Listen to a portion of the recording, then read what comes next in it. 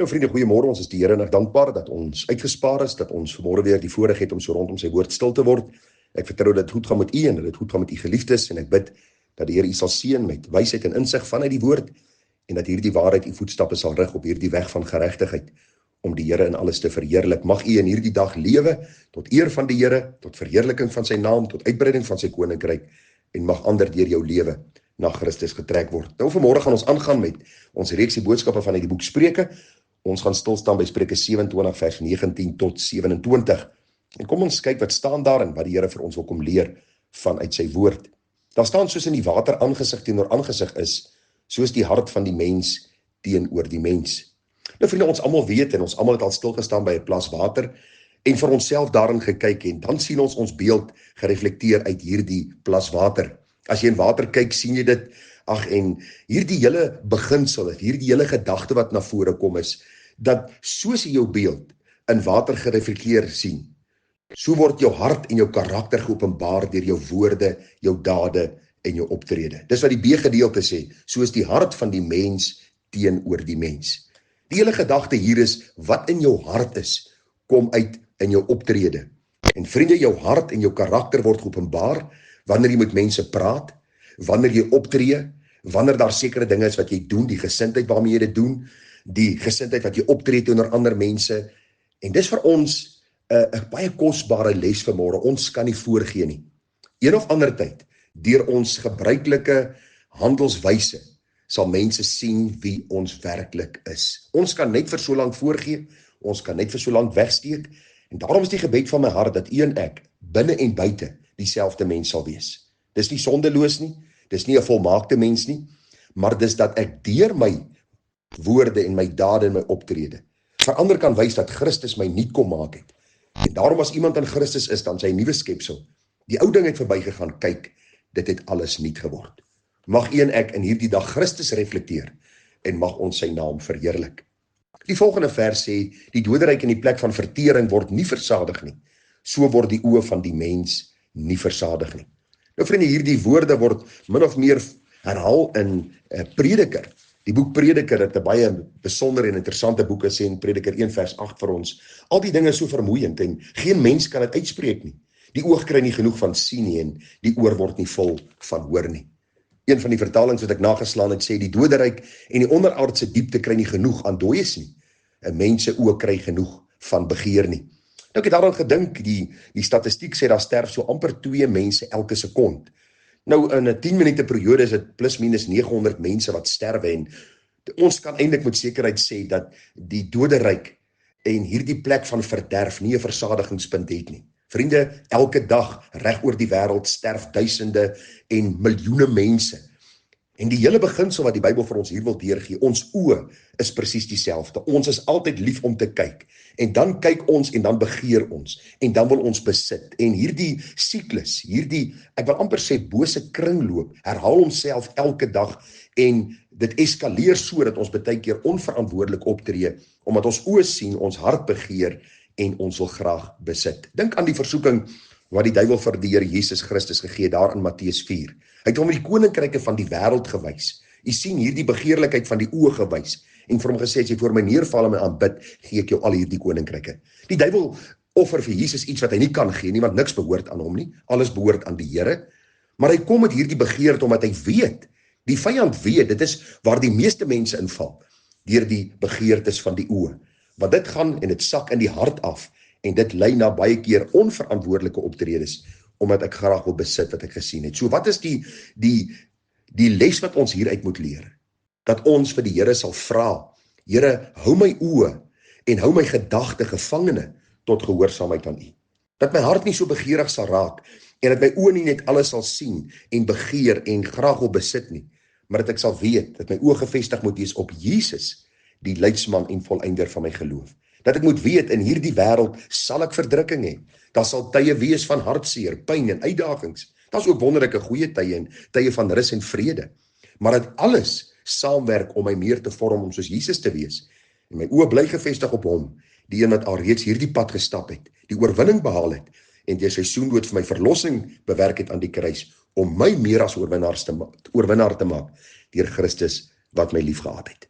Die volgende vers sê, die smeltkroes is vir die silwer en die oond vir die goud, soos 'n man volgens die roem wat hy geniet. Nou ek het 'n bietjie hierdie vers gaan naslaan en baie interessant as 'n mens hierdie vers gaan bestudeer.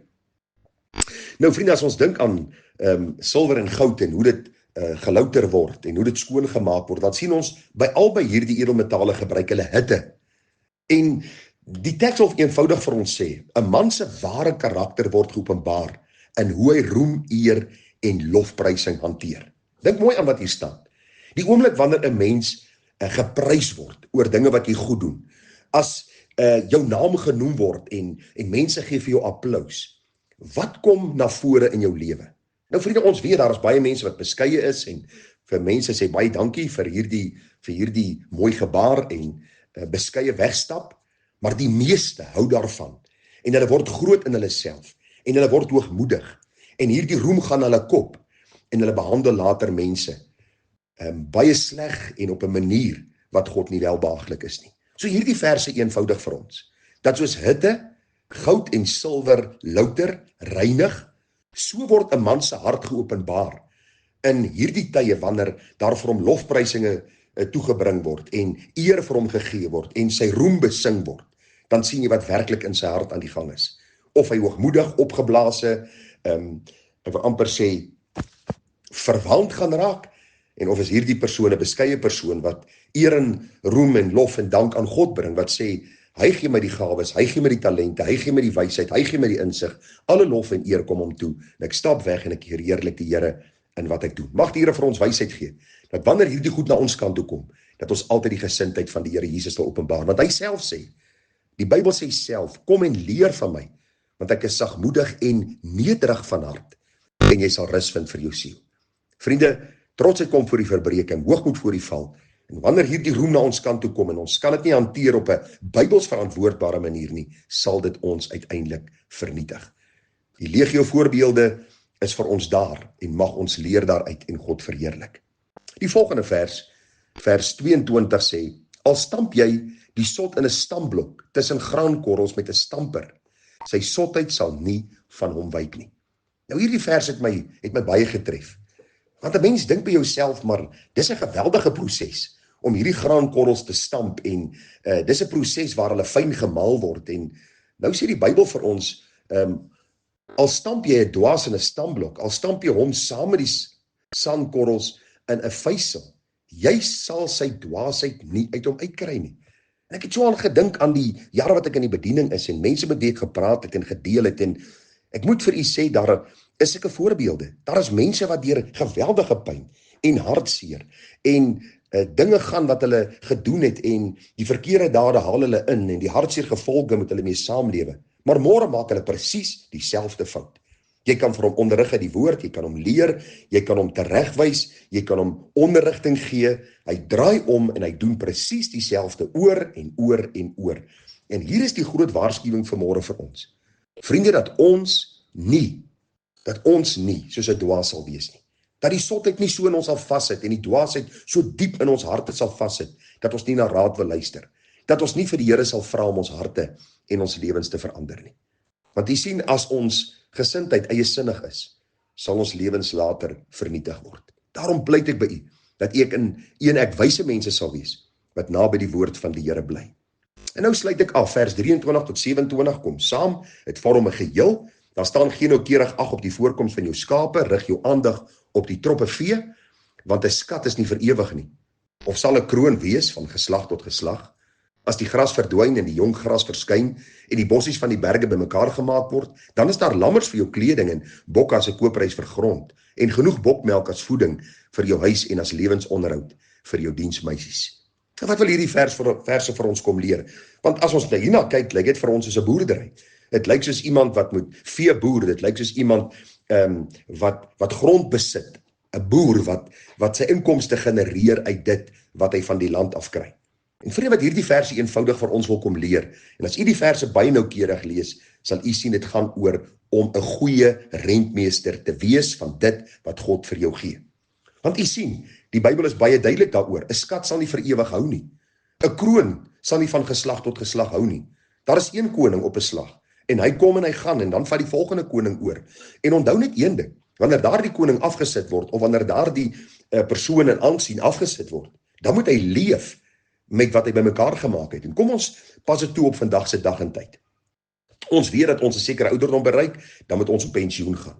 Daardie geld wat die Here aan ons toevertrou het, is nie geld wat vir altyd gaan hou nie. As ons dit nie reg en wys spandeer nie, as ons nie spaarsamig gaan wees en goeie rentmeesters gaan wees nie, gaan ons alles verbeur, alles verloor en gaan ons later hulpbehoewig raak. So hierdie gedeelte is eenvoudig vir ons. Soos God uit die landbou sorg vir die boer, so sorg God ook vir ons uit 'n inkomste wat ons genereer. Maar ons het nodig om met wysheid hierdie geld te spandeer. Ons moet God verheerlik in die gee van ons tiendes en offergawes. Ons moet God verheerlik in die betaal van ons skuld as ons het. Maar dan moet ons die Here vra om spaarsamig te wees. 'n Geldjie eenkant is dit weg te sit vir daardie dag wat ek nie meer kan werk, nie meer 'n inkomste kan genereer nie.